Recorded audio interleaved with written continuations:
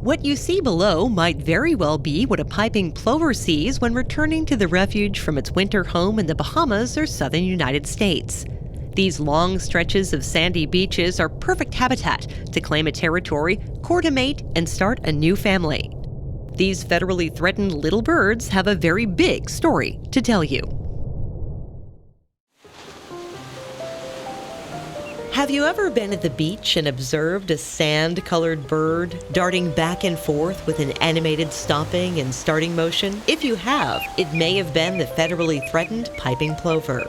These cute little birds, with their orange legs and what looks like a black unibrow above their eyes, can be found on many beaches throughout Cape Cod. Piping plovers were common along the eastern seaboard for much of the 19th century, but commercial hunting for their feathers, mainly to decorate women's hats, nearly eliminated them. Public outcry led to the Migratory Bird Treaty Act of 1918, and as a result, populations of piping plovers and many other birds rebounded by the 1940s. Large-scale coastal development and beach recreation after the Second World War again caused a severe decline in plover numbers, prompting their listing under the Endangered Species Act in 1985. Fortunately, intensive protection since that time has allowed the population to nearly double. At Monomoy, male plovers return from their southern wintering grounds in late March to establish territories, with females arriving soon thereafter. Males compete for territory, and once an area is established, they will create a series of scrapes or nest holes within that area. Courtship takes the form of the male performing a high-stepping dance, kicking up his feet in rapid succession behind the female prior to copulation. Females will select the best scrape in which to lay her eggs. Plovers typically lay 4 eggs in a nest bowl directly on the sand, often lined with seashell fragments. A natural partnership ensues where males and females take turns incubating the eggs, and in about 28 days, the eggs will hatch. Amazingly, chicks leave the nest bowl and can feed on their own within hours of hatching. They forage mainly on delicious sand fleas, marine worms, and other small invertebrates. Throughout their nesting cycle, the plovers use a clever defense mechanism of camouflage. By blending in with their surroundings, and adults can be observed leading would-be predators away from nests by performing a broken wing display.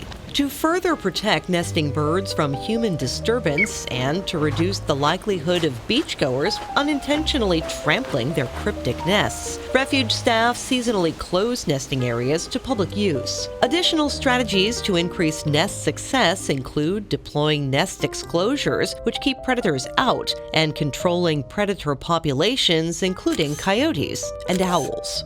Plovers may leave the refuge to migrate south as soon as the chicks fledge, departing from late June to early September.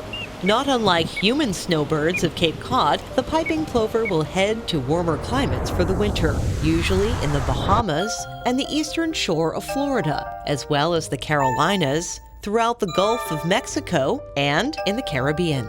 Due to Monomoy's large swaths of relatively undisturbed, intact ocean beaches and the proactive long-term conservation measures taken by staff and partners, the Refuge and South Beach Complex hosts among the highest nest numbers of this imperiled shorebird of any site in Massachusetts. Typically, over 50 nesting pairs depend upon its beaches, each monitored by a dedicated cadre of Refuge and Mass Audubon personnel. In fact, with approximately 100 nesting pairs, the little town of Chatham hosts more nesting piping plovers than any other state in New England. You can help protect the piping plover by respecting all areas fenced or posted. Keep a distance and don't linger near nesting areas. Keep your pets leashed if they're permitted on beaches, and don't leave or bury trash. Pack it in and pack it out, as predators will be attracted by scraps of food left on beaches. Help the plovers to grow in numbers so they can be enjoyed by future generations to come.